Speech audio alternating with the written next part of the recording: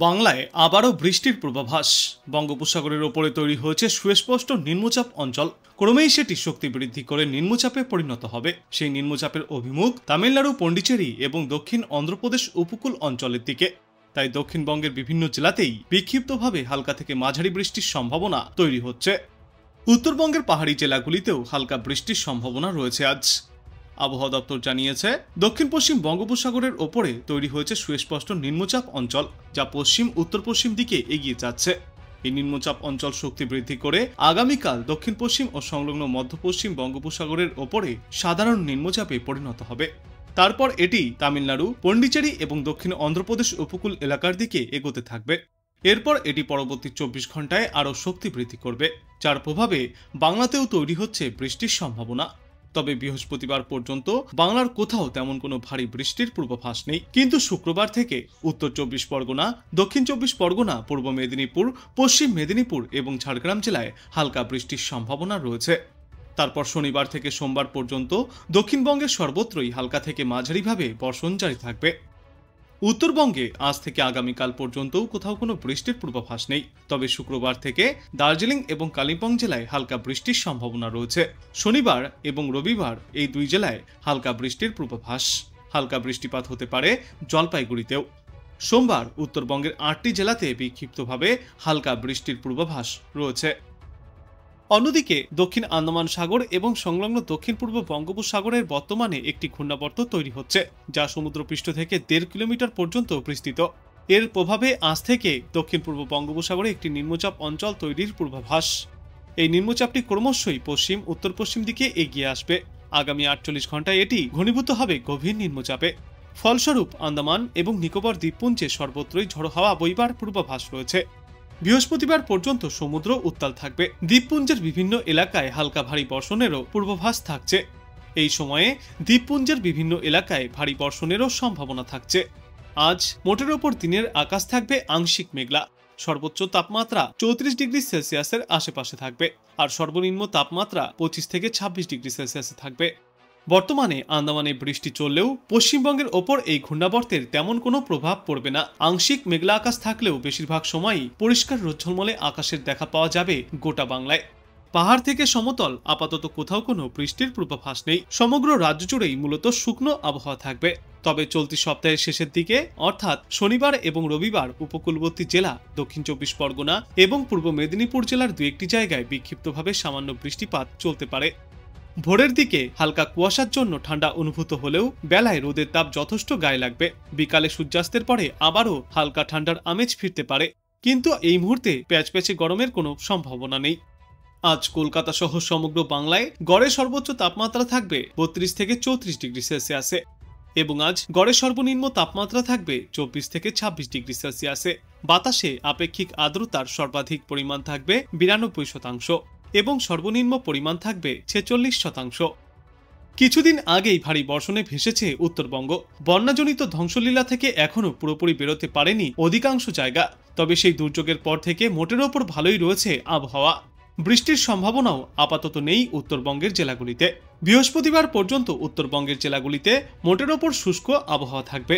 তবে এই সপ্তাহের শেষের দিকে উত্তর থেকে দক্ষিণ সমগ্র বাংলাতেই আবহাওয়ায় আসতে পারে বড় পরিবর্তন। শনিবার এবং রবিবার ফিরে একবার বৃষ্টির সম্ভাবনা রয়েছে দুই বাংলার একাধিক প্রান্তেই। 24শে অক্টোবর অর্থাৎ শুক্রবার আন্দামান সাগরে একটি ঘূর্ণাবর্ত তৈরি হবে। এই ঘূর্ণাবর্ত শক্তি সঞ্চয় করে শুক্রবারই পৌঁছে যাবে তামিলনাড়ুর উপকূলে। তখন এটি ঘূর্ণিঝড়ে পরিণতও হতে পারে। এটা যদি ঘূর্ণিঝড়ে পরিণত হয় তাহলে এর নাম হবে মান্থা। এই ঘূর্ণিঝড়ের ল্যান্ডফল হতে পারে তামিলনাড়ুর পন্ডিচেরিতে। আবার উড়িষ্যা উপকূলেও হতে পারে এর ল্যান্ডফল, যার ফলে আবারও একবার বাংলায় বৃষ্টির সম্ভাবনা থেকেই যাচ্ছে। তবে এখনই এই ঘূর্ণিঝড়ের গতি প্রকৃতি নিয়ে কিছুই বলা সম্ভব হচ্ছে না, যার জন্য আরও কিছুটা সময় অপেক্ষা করতে হবে। আগামী 36 ঘন্টার মধ্যেই রাজ্যের আকাশে নতুন করে নিম্নচাপের প্রভাব দেখা যাবে। বর্তমানে বঙ্গোপসাগরের বুকে তৈরি হচ্ছে নতুন নিম্নচাপ, যা আগামী 36 ঘন্টার মধ্যেই পরিণত হবে গভীর নিম্নচাপে, যার জেরে বৃষ্টি পড়তে পারে এই সপ্তাহান্তে। শুক্রবার বৃষ্টিপাত চলবে উপকূলবর্তী জেলাগুলিতেও। বিক্ষিপ্ত বৃষ্টিতে ভিজবে গোটা উত্তরবঙ্গ। শনিবার থেকে এর প্রভাব দেখা যাবে কলকাতা শহর জুড়েও। ছুটির দিন অর্থাৎ শনি এবং রবিতে কলকাতা সহ পার্শ্ববর্তী একাধিক জেলায় হালকা থেকে মাঝারি বৃষ্টিপাতের সম্ভাবনা রয়েছে। বিশেষজ্ঞরা জানিয়েছেন নিম্নচাপের প্রথম প্রভাব পড়বে ২৪ পরগনা এবং মেদিনীপুরে।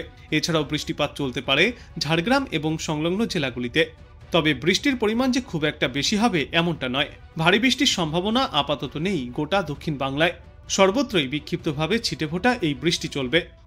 উত্তরবঙ্গের কয়েকটি জেলাতেও বজ্রবিদ্যুৎ সহ বিক্ষিপ্ত বৃষ্টিপাত দেখা যেতে পারে, তবে কোথাও এখনো পর্যন্ত কোনো দুর্যোগের সতর্কতা নেই। বিশেষ করে দার্জিলিং এবং কালিম্পংয়ের মতো পার্বত্য জেলাগুলিতে বৃষ্টিপাতের পূর্বাভাস দিয়েছে আবহাওয়া দপ্তর। শনিবার এবং রবিবার বাংলার প্রায় সর্বত্রই হালকা থেকে মাঝারিভাবে এই বর্ষণ চলবে। এই ভাইফোঁটার আগে কিংবা পরে কোথাও কোনো বাংলায় তেমন বৃষ্টির পূর্বাভাস নেই। গোটা বাংলা জুড়েই থাকবে পরিষ্কার রোদ ঝলমলে আকাশ। ক্রমশই জলীয়বাষ্পের পরিমাণও কম হবে।